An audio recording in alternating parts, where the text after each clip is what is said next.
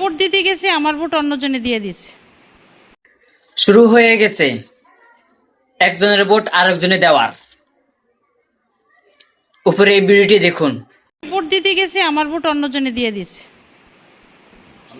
এটা হচ্ছে আপনি কিভাবে বুঝতে পারলেন যে আপনার ভোটটা অন্যজন? আমি আইডি কার্ডের সাথে মিলাইছি দিয়ে টিক মার্ক দেওয়া, ও ওদের কাছে টিক মার্ক দেওয়া, তারপর আমি আর পাইনি, ভোট দিতে পারি নাই। তো এখন কি করবেন? এখন কি বলছে প্রিজাইডিং কর্মকর্তা? এখন স্যার বলবে কি করবে। আসলে আমরা শুনছিলাম যে একজনের ভোট আরেকজন, আমরা একটু প্রিজাইডিং কর্মকর্তা যিনি আছেন তার সাথে কথা বলছি। না দিই আসতেছে, স্যার আসতেছে। ভোট কি দিয়েছে কিনা সত্য নাকি? আমি তো স্যার যাচাই বাছাই করতে বলছি আমাদের কন্ট্রোল রুমে। ভোটার তিনি তো বলছে যে তার ভোটটা আরেকজন দিয়ে দিচ্ছে, মানে আপনারা এই পর্যন্ত কি পেলেন, সত্যতা কি পেলেন? আমরা যাচাই বাছাই করার জন্য কন্ট্রোল রুমে জানাইছি।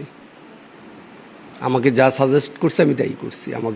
আমি ম্যাজিস্ট্রেটে জানাইছি, উনি বলছে যে কন্ট্রোল রুমে জানান, আমি জানাইছি।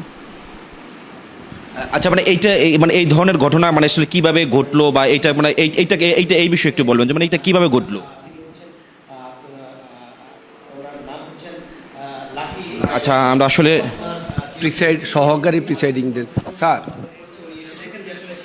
স্যার এখানে তো যে ওনারা আসছে, সাংবাদিকরা বিভিন্ন প্রশ্ন করতেছে স্যার।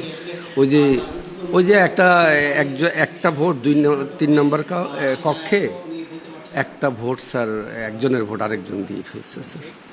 ইউনূস স্যারের সাথে কথা বলতেছে স্যার। জি স্যার।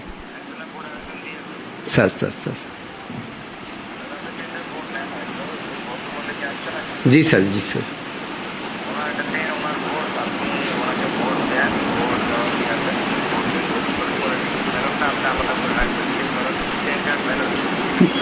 ও আচ্ছা।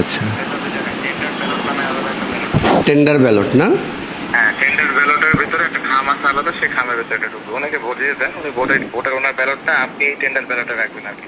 আলাদা করে ওই গোপনভাবে খামের মধ্যে ঢুকে খামটা করে দেবেন। Okay. Thank you sir. Sir vote দেওয়ার ব্যবস্থা করতে হচ্ছে টেন্ডার ভোটের মাধ্যমে। এখন হচ্ছে কি পদক্ষেপ নেবেন আপনাদের পক্ষ থেকে?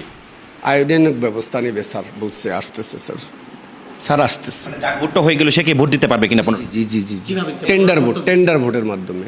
টেন্ডার ভোটের মাধ্যমে। তাহলে মানে আপনারা নিশ্চিত হয়েছেন যে ওনার ভোট আরেকজন দিয়ে দিয়েছে?